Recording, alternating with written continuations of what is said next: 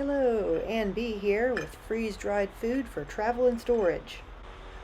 We made a batch of homemade chili and decided to put it through the freeze dryer.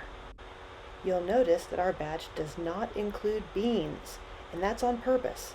We're trying to create some foods that are good for travel that are lower in carbs. Beans are also one of those foods that often require to be cut in half or somehow otherwise opened up so that they will freeze dry better. Here's what our batch of chili looked like after several hours in the freeze dryer. You'll notice it shrank away from the sides, and it looks a lot different because all of the water has been removed. It's also light as a feather and easy to break apart in pieces. We purposely set a couple of portions aside and put one in a mason jar and one in a clear bag because we knew we were going to use it right away as a test for this video.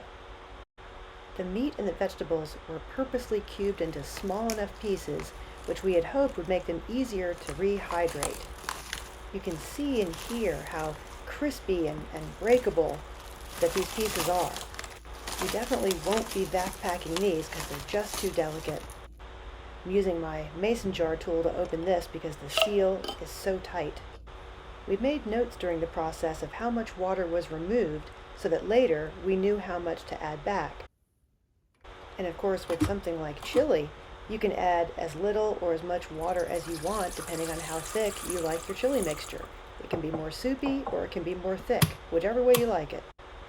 Just takes a couple of minutes to boil up some water in the kettle and then pour over the chili. I tried to make it nice and even, going around and around, and you can actually kind of see it melting, back into the rehydrated chili that it was just a few days ago.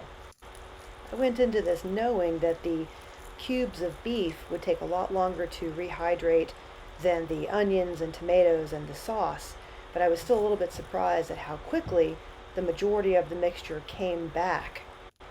This is a really good thing because if you're traveling, on the road or just need something quick to eat, it doesn't really take that long to rehydrate a pack of chili. So that's a great travel meal. And we'll let it sit for 5 minutes. It's important to slowly fold the mixture around because if you're too aggressive with it, it will disintegrate on you. I mean, just a few moments ago, it was crispy and dry, so you have to be very gentle when you're trying to rehydrate. We'll give it another 5 minutes and then give it another stir. And actually, before I give it that last stir, I just want to show you how thick this actually turned out. I probably could have added more water. So before I put it on the plate, just wanted to show you what that looked like. Add your favorite toppings, and it's ready to serve. We have a batch of shredded cheddar cheese that we're going to freeze dry and some sour cream, so next time we can experiment with that. And the best part, time to enjoy. Well, we learned a few things from this batch, that's for sure. First of all, I think next time I'm definitely going to be adding more water. We like our chili on the thicker side, but that was a little bit too thick. Also, some of the cubes of beef were not completely rehydrated. One bite of chili would give a perfectly rehydrated mouthful of delicious chili, and then the next bite you'd have a tiny little crunchy center on one of the cubes of beef. So that's a factor. As far as the flavor and the texture, it actually tasted like it did before we even put it through the freeze dryer. It tasted fresh, like he had just made it. And if you've ever frozen chili and then had it for dinner another time, it was just like that. The texture was still fine. The tomatoes and the onions were soft as they should be. The cubes of beef were delicious. It was definitely a success. And as far as travel purposes go, this is absolutely going to go on our list of travel foods. It's lightweight, and a serving for the two of us fits in a relatively small Mylar bag, so it won't take up a lot of room. Since it's a homemade recipe, we can control the amount of carbs and other things that go into it and make it how we would like it to be, as for like a lower carb travel meal.